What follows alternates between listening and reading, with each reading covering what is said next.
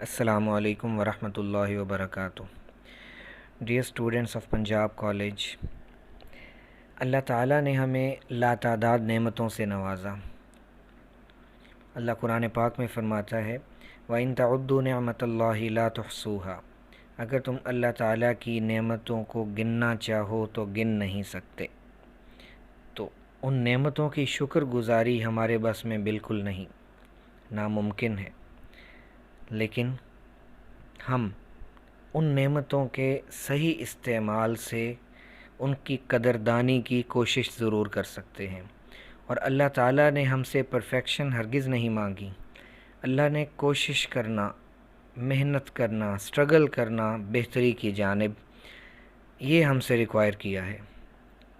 انہی نعمتوں میں اللہ تعالیٰ کی طرف سے ہمیں ایک بہت بڑی نعمت ملی، جوانی کی نعمت، کہ جس کے بارے میں حضور صلی اللہ علیہ وآلہ وسلم نے فرمایا کہ جوانی کو بڑھاپے سے پہلے غنیمت جانو، کہ انسان جوانی میں اگر نیکی کرنا چاہے تو ایسی ایسی نیکی کر سکتا ہے، اور اللہ کا قرب اور اللہ کا تعلق، اللہ رسول کی محبت ایسی حاصل کر سکتا ہے کہ جو بڑھاپے میں ممکن نہیں، اور ایسی عبادات کر سکتا ہے جو بوڑھا ہو جانے پہ انسان کے بس میں نہیں رہتی۔ اور بڑھاپا تو ہر کوئی نہیں دیکھتا، بعض نوجوان جوانی میں چل بستے ہیں، بعض جوانی اور بڑھاپے کے درمیان دنیا کو چھوڑ کے چلے جاتے ہیں۔ تو اسی طرح میرے پیارے طلباء، ہم یہ کوشش کریں کہ ہم اپنی اس جوانی کو ایسا بنائیں، ایسا قیمتی بنائیں کہ اللہ کو بھی پسند آ جائیں اور اللہ کے رسول کو بھی پسند آ جائیں۔ کہیں ایسا نہ ہو کہ یہی جوانی ہمارے لیے وبال بن جائے۔ تو نعمت کی بڑی قدردانی یہ ہوتی ہے کہ اس نعمت کو صحیح استعمال کیا جائے۔ اسی جوانی کی نعمت کے ساتھ ساتھ اللہ نے اس دور میں ہمیں ساتھ ایسی آسائشیں، ایسی سہولیات عطا کی ہوتی ہیں کہ جو ہم سے پہلوں کو میسر نہ آ سکیں۔ آج کے دور کی بات کروں تو ہمیں اللہ تعالیٰ نے موبائل فون جیسی نعمت عطا فرمائی۔ اب یہ نعمت تبھی بن سکتا ہے کہ جب اس سے ہم وہ کام لیں جن سے اللہ راضی ہوتا ہے، ان کاموں سے بچیں اور ان کاموں میں اسے ہرگز استعمال نہ کریں جن سے اللہ ناراض ہوتا ہے، اللہ کے رسول ناراض ہوتے ہیں۔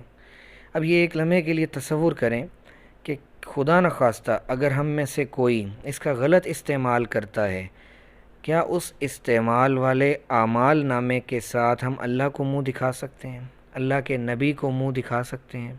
ہرگز نہیں۔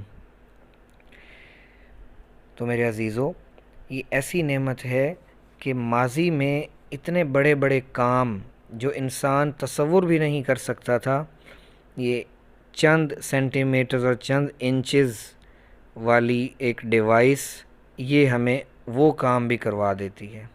انٹرنیٹ کنیکشن، کیمرہ اور سٹوریج اور انتہائی دور دراز کے فاصلوں تک رسائی، دنیا جہاں کی معلومات، یہ ایک ہتھیلی پر آ جانے والا ایک موبائل فون، اس کی اسکرین پر سب کچھ آ سکتا ہے۔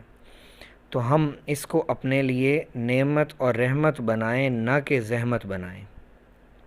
اسی طرح اللہ تعالیٰ نے ہمیں آنکھیں عطا فرمائیں۔ یہ ایسی بڑی نعمت ہے، ایسی بڑی دولت ہے کہ انسان ان سے اس کی قیمت پوچھے جو اس نعمت سے، اس دولت سے محروم ہیں۔ لیکن میں آنکھوں کا ذکر اس لیے کر رہا ہوں، حالانکہ کان بھی ہیں، زبان بھی ہے، دل دماغ بھی ہیں، لیکن ان نعمتوں میں سے آنکھ کا ذکر اس لیے کیا کہ خدا نخواستہ اگر یہ آنکھ غلط استعمال ہوتی ہے تو اس کی نحوست سب اعضاء پر پڑ جاتی ہے، خاص طور پر دل پہ، اور اگر دل سیاہ ہونا شروع ہو جائے تو پھر بہت مشکلات کا سامنا کرنا پڑ جاتا ہے۔ اور بہت سے گناہ جن کا تعلق موبائل فون سے ہے یا ہمارے آج کے ماحول سے ہے، ان کا تعلق ہماری آنکھوں سے ہے۔ اب یہ ہم میں سے ہر ایک کے لیے اپنے گریبان میں جھانکنے کی بات ہے، اس کا موقع ہے کہ ہم اللہ کی اس دی گئی بڑی نعمت کو کیسے استعمال کرتے ہیں۔ اور میرے عزیزو، جو اللہ کی نافرمانی ہوتی ہے نا، اس سے انسان کی روح مرجھا جاتی ہے۔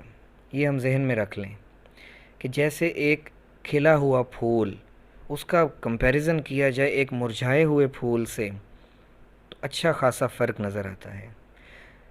کھلا ہوا چہرہ اور مرجھایا ہوا چہرہ بہت فرق ہوتا ہے ان میں۔ اسی طرح اللہ کی تابعداری میں رہنے والا دل اور اس کے برعکس اللہ کی نافرمانی والا دل، ان میں بھی زمین آسمان کا فرق ہے۔ تو اپنے دل کو پر نور بنانے کے لیے ہمیں شیطان کی چالوں سے بچنا ہوگا، نفس و شیطان کے شر سے اپنے آپ کو بچانے کی کوشش کرنی ہوگی۔ شیطان ایسے ایسے ہم پہ وار کرتا ہے کہ ہم اگر اللہ کی مدد شامل حال نہ ہو تو بچنا بہت مشکل ہے، اور ہم اللہ کی مدد لینے والے بنیں۔ اسی طرح صرف شیطان نہیں، نفس بھی، جو ہمارے اندر ایک شر والی طاقت بھی موجود ہے، اللہ نے اس کے ساتھ ساتھ خیر بھی عطا فرمائی، دونوں راستے دکھائے۔ تو ہم نے اس شر کی طاقت کو مغلوب کرنا ہے اور خیر کی طاقت کو غالب کرنا ہے۔ تو ہمیں اپنے نفس کا غلام نہیں بننا بلکہ اللہ کا غلام بننا ہے۔ اپنے نفس کو ان باتوں پر لگانا ہے، اپنی خواہشات کو ایسے مولڈ کرنا ہے کہ اللہ کو ہم پسند آ جائیں۔ یہ نہ ہو کہ ساری زندگی ایسے گزر جائے کہ جانوروں کی طرح، کہ جیسے وہ جہاں چاہا جو چاہا کر لیا، جہاں سے مرضی کھا پی لیا۔ نہیں، ہم انسان ہیں، اور مسلمان ہونا اس کی ابتدا ہی انسانیت سے ہوتی ہے۔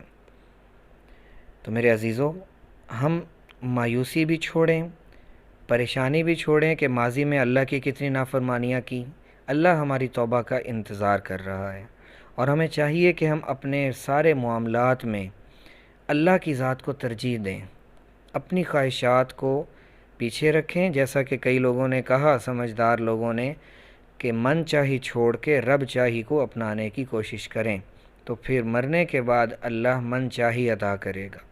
یعنی جو چاہتیں ہمارے دلوں میں آتی ہیں ان کو پس پشت ڈال کر یہ دیکھیں اور یہ سوچیں کہ اللہ، میرا اللہ جس نے مجھے پیدا کیا، وہ مجھ سے کیا چاہتا ہے۔ ہم قرآن کو سیکھیں، سمجھیں، اس کی تعلیمات کو مقدم رکھیں۔ دنیا والوں کے اور ہم جیسے یا ہم سے کمزور یا ہم سے زیادہ عقل و دانش والے لوگوں کی فہم و فراست کی کوئی ویلیو نہیں ان باتوں کے سامنے جو اللہ رسول نے ہمیں بتائیں۔ تو نتیجتاً کیا ہوگا کہ ہمارے ساتھ ہمارے اعمال ہوں گے اور ان کے ساتھ ہم اللہ کی بارگاہ میں پیش ہوں گے۔ تو ہم یہ کوشش کریں کہ اللہ کے دین کے لیے کچھ کریں، اپنی زندگی میں دین لائیں گے تو یہ بھی گویا کہ دین ہی کی فیور میں ہم کچھ کرنے والے ہوں گے۔ دین کو پھیلانے کے لیے ہم استعمال ہو جائیں گے، خیر کی بات لوگوں میں پھیلانے میں ہمارا کچھ حصہ پڑ جائے گا، اور دوسروں کو برائی سے روکنے میں ہمارا کچھ کردار ادا ہو جائے گا۔ تو یہ ہمارے لیے بہت بڑا سرمایہ ہے۔ اسی بارے میں اللہ کہتا ہے کہ تم اللہ کے دین کی مدد کرو، اللہ تمہاری مدد کرے گا اور تمہارے قدموں کو جما دے گا۔ تو میں اپنے آپ سے بھی یہ ارادہ کرتا ہوں، عزم کرتا ہوں انشاءاللہ، اور آپ سے بھی یہ توقع رکھتا ہوں کہ فرصت کے اوقات کو بھی غنیمت جانیں، صحت کو بھی غنیمت جانیں، جوانی کو بھی غنیمت جانیں، اللہ کی دی گئی نعمتوں کو بھی غنیمت جانیں، اور زندگی کو بھی موت سے پہلے پہلے غنیمت جانیں، اور ایسے بن جائیں کہ ہم پر اللہ کو پیار آ جائے، اللہ ہم سے راضی ہو جائے۔